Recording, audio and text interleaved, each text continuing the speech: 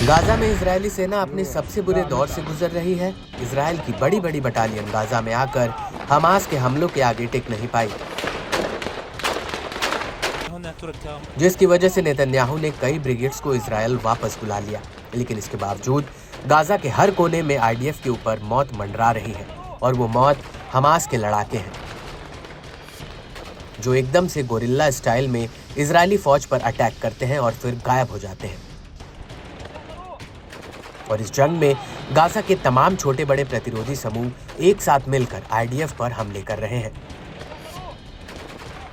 और अब इसी कड़ी में फिलिस्तीनी इस्लामिक जिहाद की सैन्य शाखा अल कुद्स ब्रिगेड्स ने जबालिया के अल सिक्का इलाके में आईडीएफ के ऊपर एक बहुत बड़ा अटैक किया है। इस हमले में अल कुद्स के साथ अल अक्सा ब्रिगेड, अल अमोदी ब्रिगेड उसका साथ दिया। दरअसल इन तीनों ने मिलकर जबालिया के एक घर में आईडीएफ के खिलाफ एक बहुत बड़ा बूबी ट्रैप बिछाया था। यहाँ पर प्रतिरोधी लड़ाकों ने एक घर के भीतर 155 mm के होवित्जर गोले बिछा दिए, जिसकी चपेट में आईडीएफ आ गई।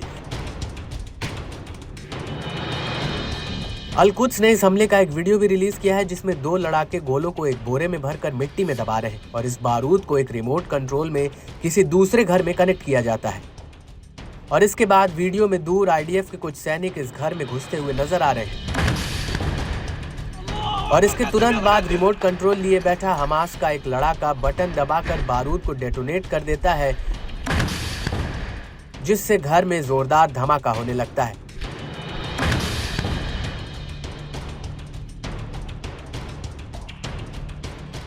वहीं इस हमले के बाद अल कासिम ब्रिगेड्स भी पूर्वी जबालिया में आईडीएफ के मेरकावा टैंक पर बड़ा अटैक कर देती है।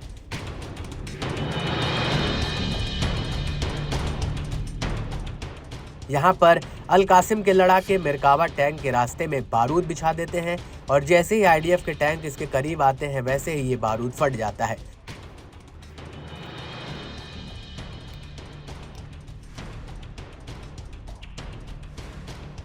और टैंकों के परखच्चे उड़ जाते हैं। इसके अलावा अल कासिम का यह भी कहना है कि उसने जबालिया कैंप के सफ्तावी स्ट्रीट पर एक शावाज विस्फोटक से आईडीएफ के एक दूसरे मेरकावा टैंक पर हमला किया है।